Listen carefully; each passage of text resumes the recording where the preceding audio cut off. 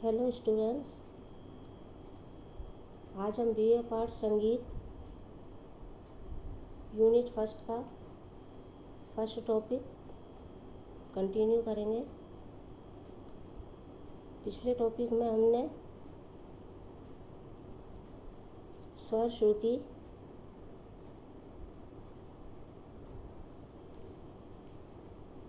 श्रुति का अध्ययन किया था। आज हम राग, वर्ण, अलंकार, नायक, गायक, कलावंत आदि का अध्ययन करेंगे। पहले हम राग की परिभाषा देखेंगे। राग क्या है? कम से कम 5 और अधिक से अधिक 7 स्वरों की वह सुंदर रचना जो कानों को अच्छी लगे राग कहलाती है। आजकल राग गायन ही प्रचार में है। अभिनव राग मंजरी में राग की परिभाषा इस प्रकार दी गई है: स्वर और वर्ण से विभूषित ध्वनि जो मनुष्यों का मनोरंजन करे राग कहलाता है। राग के कुछ लक्षण भी हैं। प्राचीन काल में राग के 10 लक्षण माने जाते थे, जिनके नाम हैं ग्रह, अंश, न्यास, अपन्यास, षाढ़त्व, औढ़त्व, अल्पत्व, बहुत्व, मंद्र और तार। इनमें से कुछ लक्षण आज भी परिवर्तित रूप में प्रयोग किए जाते हैं। आधुनिक समय में राग के निम्नलिखित लक्षण माने जाते हैं। पहला है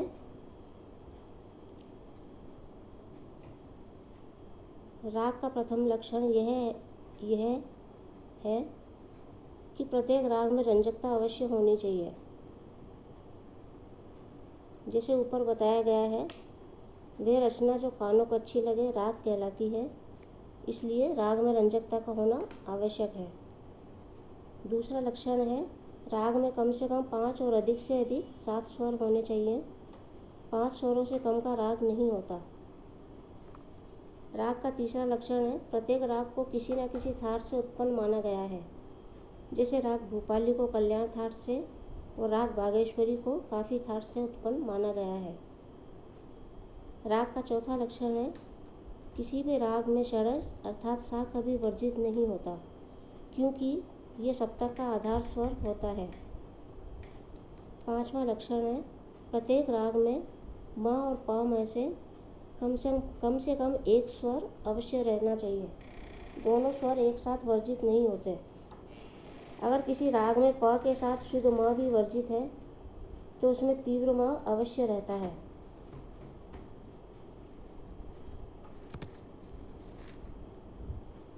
अगर किसी राग में प के साथ शुद्ध म भी वर्जित है तो उसमें तीव्र म अवश्य रहता है।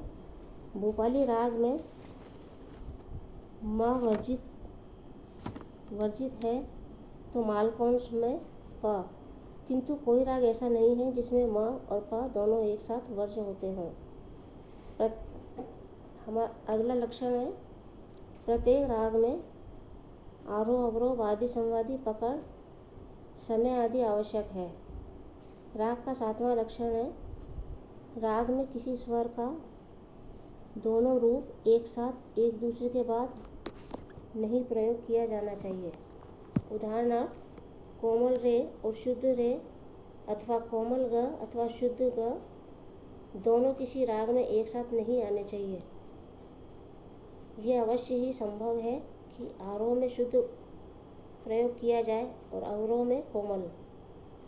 जैसे खमाज राग के आरोह में शुद्ध नी और अवरोह में कोमल नी प्रयोग किया जाता है। यह है राग के बारे में राग के कुछ लक्षण। अब हम देखेंगे वर्ण और अलंकार। वर्ण क्या है? स्वरों के विभिन्न क्रम अर्थात चाल को वर्ण कहते हैं। मोटे तौर से स्वरों की चलन 4 प्रकार की हो सकती है, अर्थात दूसरे शब्दों में वर्ण 4 प्रकार के होते हैं। अभिनव राग मंजरी में कहा गया है गान क्रियते वर्ण है, अर्थात गाने की क्रिया को वर्ण कहते हैं। वर्ण 4 प्रकार के होते हैं। पहला है स्थायी वर्ण। जब कोई स्वर एक से अधिक बार उच्चारित किया जाता है तो उसे स्थायी वर्ण कहते हैं, जैसे रे रे, ग ग, म म आदि।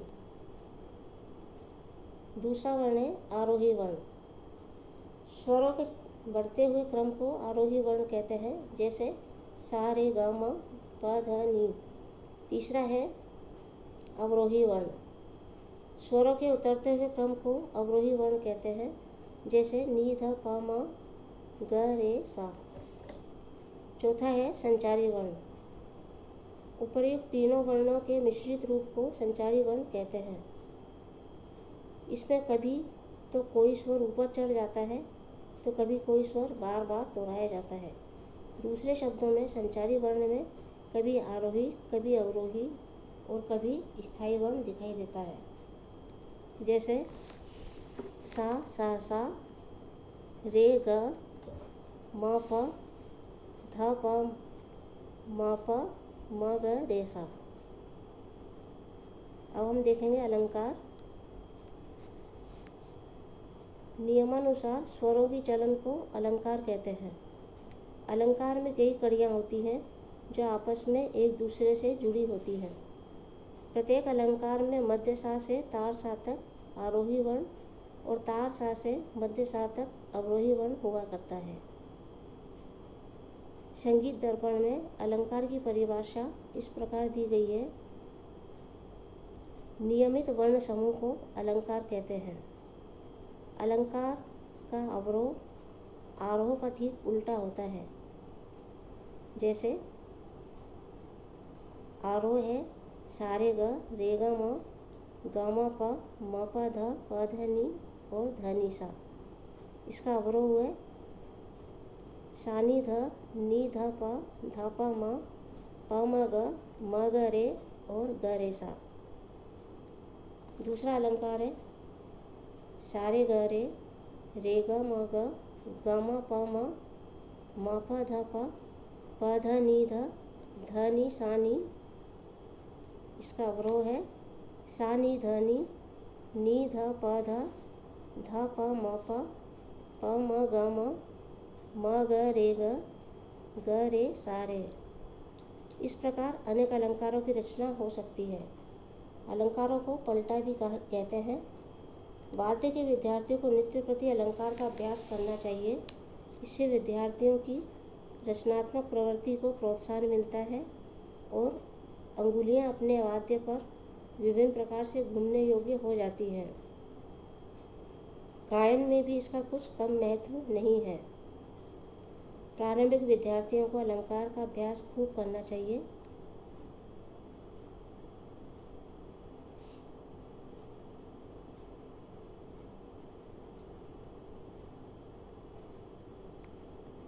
अब हम देखेंगे नायक, गायक और कलावंत की परिभाषाएं। नायक जो प्राचीन तथा नवीन दोनों प्रकार के संगीत का पूर्ण ज्ञाता है और गुरु परंपरा से मिली हुई शिक्षा के अनुसार ताल और स्वर में बंधी हुई चीज़ें शुद्ध रूप से गाता बजाता है, उसे नायक कहते हैं तथा इसके द्वारा प्रदर्शित की हुई कला को नायकी कहते हैं। गायक जो गुरु परंपरा से बंधी हुई चीज़ों को या नायक द्वारा प्रदर्शित संगीत में अपनी बुद्धि से अलंकार व तानों का प्रयोग करके उसमें सौंदर्य तथा विचित्रता पैदा करके गाता है, उसे गायक कहते हैं। और इसके द्वारा जो कला प्रदर्शित होती है उसे गायकी कहते हैं। अब हम देखेंगे कलावंत की परिभाषा। कलावंत का मुख्य गुण है क्रिया सिद्धि, जिसके नित्य प्रति के अभ्यास में गला और हाथ खूब तैयार हों, जो ध्रुपद धमार का पूर्ण ज्ञाता हो और कुशलतापूर्वक श्रोताओं का मनोरंजन कर सके, उसे कलावंत कहते हैं।